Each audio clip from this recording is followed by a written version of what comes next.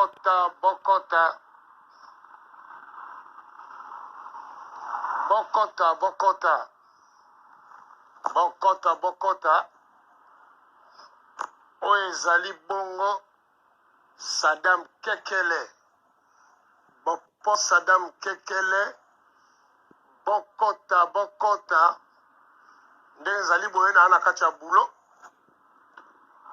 Na anakati ya bulo. Bokota, Bokota. L'air est grave. L'air est grave, Bokota, l'air est grave. Tokomi na ba escroc na kati ya East London. Bokota, Bokota.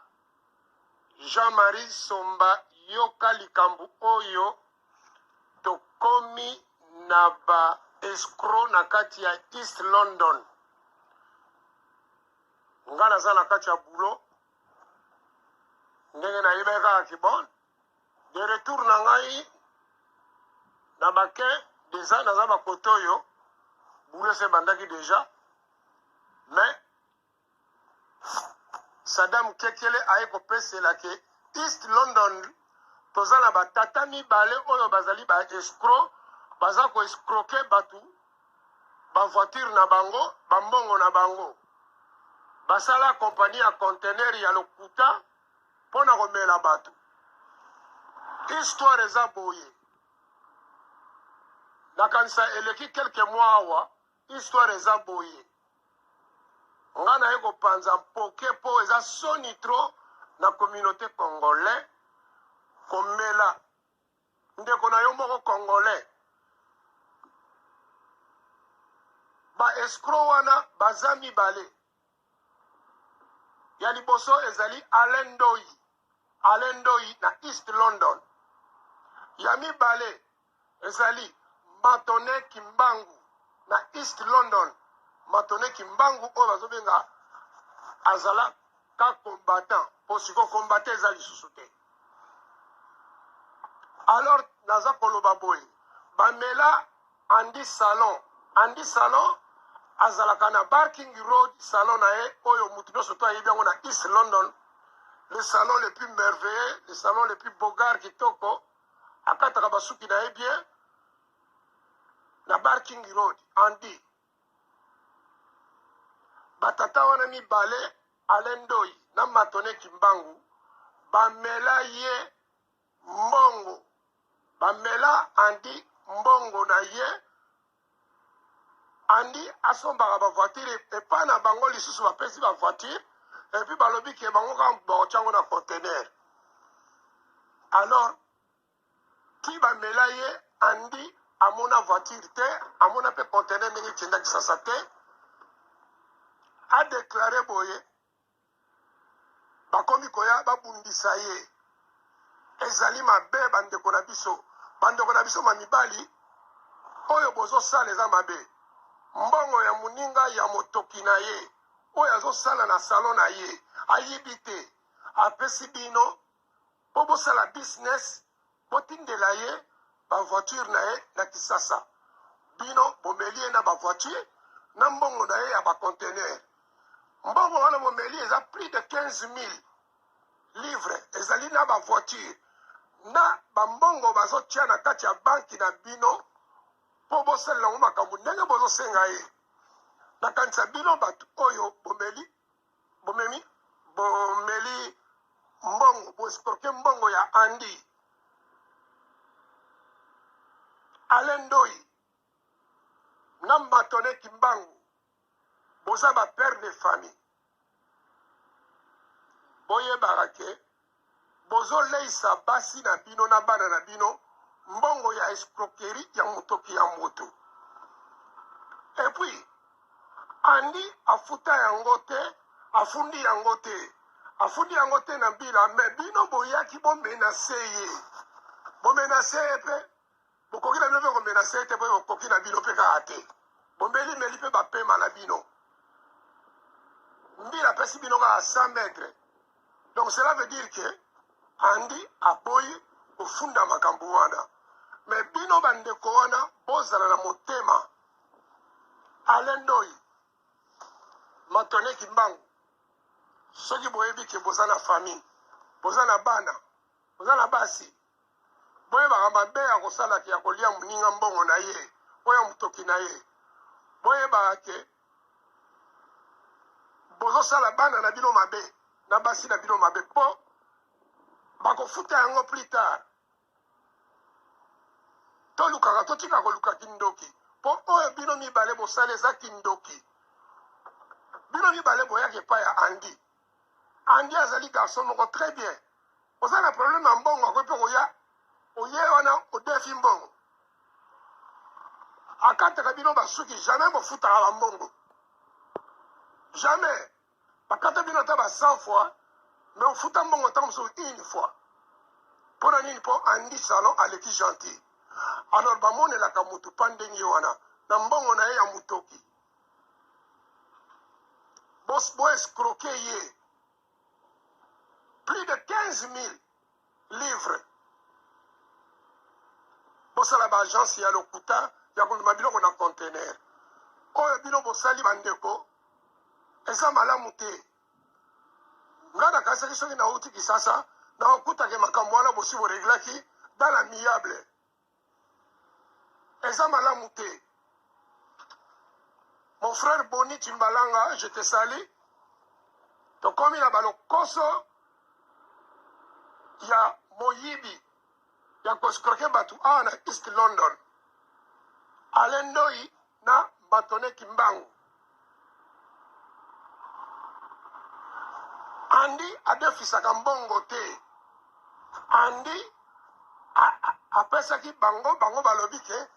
bango bazwaka bakari ya andi bakotisa na contener nakosombela andi bakar bango mpe bazozwa na mbongo ya kosomba voiture wana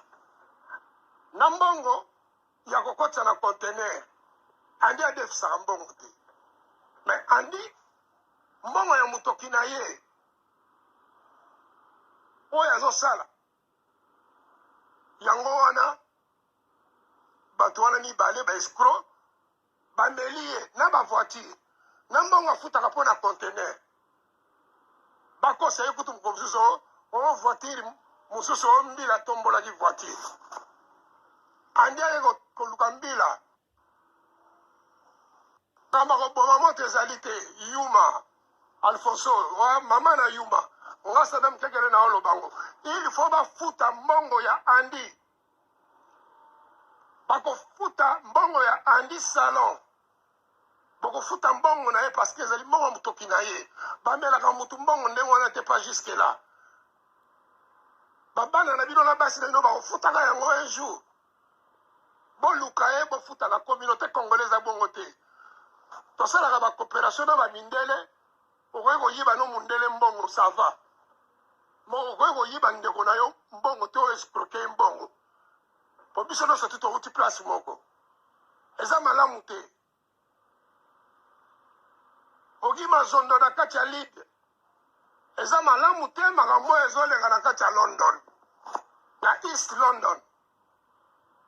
koescroke moninga na yo epui boyaka na salon na ye apesa bambongo apesaka bino babiloko kolia aza trop gentil andi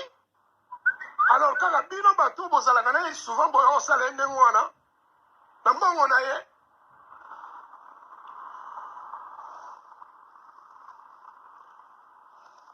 ngai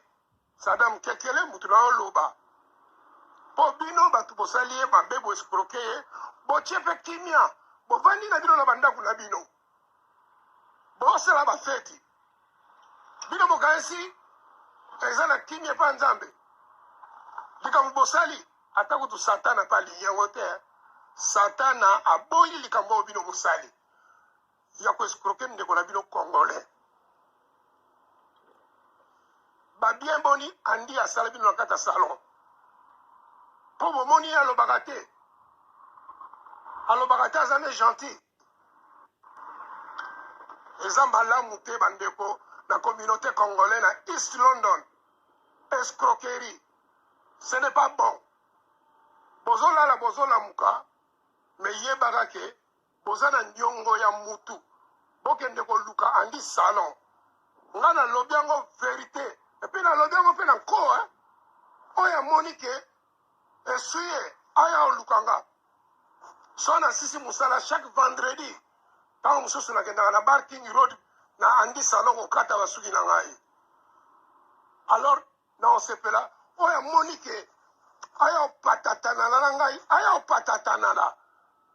bongo bakoexplike comment escroquerie nini yo osali na ndeko na yo ganga film ate ganga film eza mbila ganga film ya mbila po soko te tembe bapreve yali bapreve ezali boluka andi boluka ndenge bofuta mbongo nde na maleye malembe botika ovaa na kimia lokola bino bagangster bomeli mutu mbongo eza mabe eza mabe eza mabe makasi soki bozokoka te boluka bakayu bokota batraining ya danger boluka bosala bakayu na bino talanga nana kayu banda kutu bakope sila nango na balonda noso na mbambula nini biso bato mosusu tokota na biso banzela kayu kolwa bakayu naobeta ayebotala kuna naobeta na construction totonga kaka bandako siko bino kaka koescroke baninga bamongo na bango baoluka na pasi ya kayu na ye azobeta c'est un coiffeur renommé Alain Doi Matone Kimbangu boluka andi bozongisela mbongo na ye ya mutoki na ye bozongisela ye mbongo na ye ya mutoki na ye communauté congolais tozala na kimia na East London esali ngai pasi parce que banda na uti Kinshasa solution ezwami te bovai na bino mpe bien bozolala bapongi bien na bafamille na bino mais mwana mai azolala bien te moto abenga nga ode andi azolala bien te eza malamu te donc na osenga na bana mai baescro mibale bozongisela andi salon mbongo na ye ya mutoki na ye ok merci bien check